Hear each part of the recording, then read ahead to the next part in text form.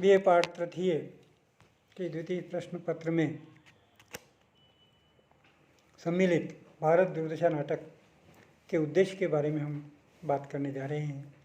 भारतेंदु हरिश्चंद्र भारत में के नवजागरण के अग्रदूत रहे हैं।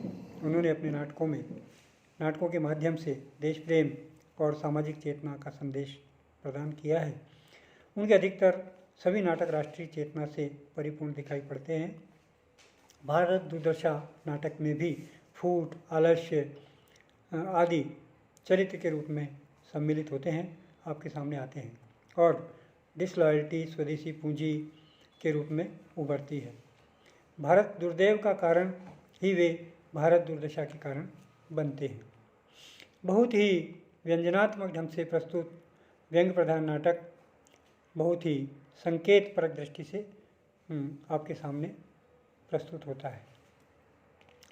वस्तुतः भारतेंदुकालीन परिस्थितियाँ इस प्रकार की थी कि बहुत ही गुलामी में जीने वाला भारत की जनता और अनेक प्रकार की समस्याओं से भी त्रस्त थे।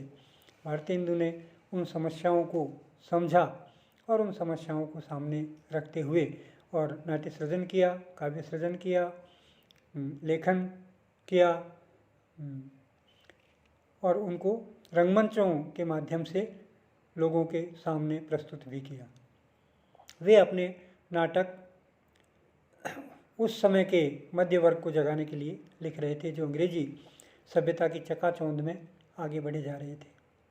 भारत दुर्दशा में उन्होंने भारतवर्ष की दुर्दशा के प्रधान जो कारण हैं उन कारणों को, देश के दुर्भाग्य को, रोग, अज्ञान के अंधकार को, मद्य सेवन को, इन सबको प्रतीकात्मक रूप से चित्रित कर देश की दुर्दशा पर घोर अश्रुपात किया है और नाटक का मूल उद्देश्य, मूल्य कथ्य भी यही है। नाटक के प्रारंभ में ही योगी के द्वारा जो गीत गाया जाता है उसमें भारत के अतीत का गुणगान किया जाता है और अतीत का गुणगान करते हुए वर्तमान की दशा पर शोक व्यक्त किया जाता है।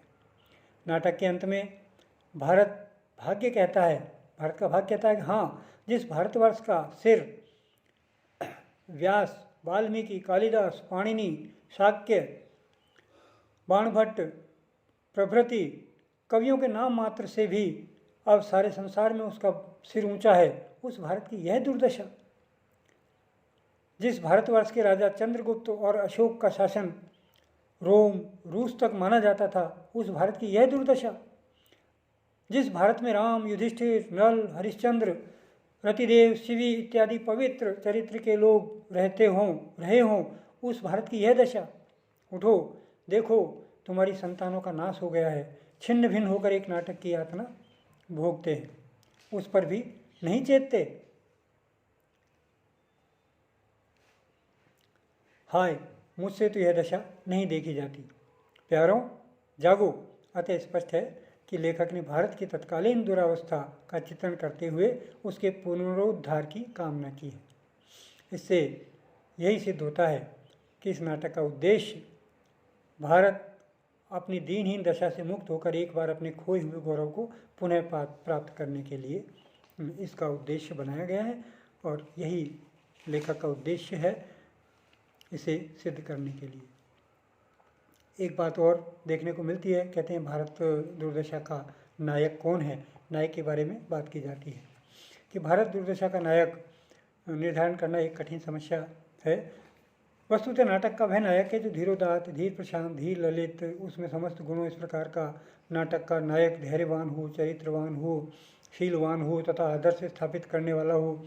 इस दृष्टि से देखा जाए तो भारत दुर्दशा के प्रमुख पात्र जो भारत है वो धीरोदात्त नायक के उसमें गुण दिखाई देते हैं। जो नायक के गुण होने चाहिए हमारी संस्कृति में, हमारी नाट्य परंपरा में, काव्य शास्त्र में जो नायक के गुण बताए गए हैं वो उसमें देखने को हमें मिलते हैं। किंतु न तो उसे विजय नामक फल प्राप्त होता है और न ही वो अन्य पात्रों के नियंत्रण में है, न ही वो धैर्यवान है। इसके विपरीत उसे पराजय मिलती है और धैर्य खोकर वो मूर्छित हो जाता है। साहस और उत्साह भी उसमें बिल्कुल नहीं है।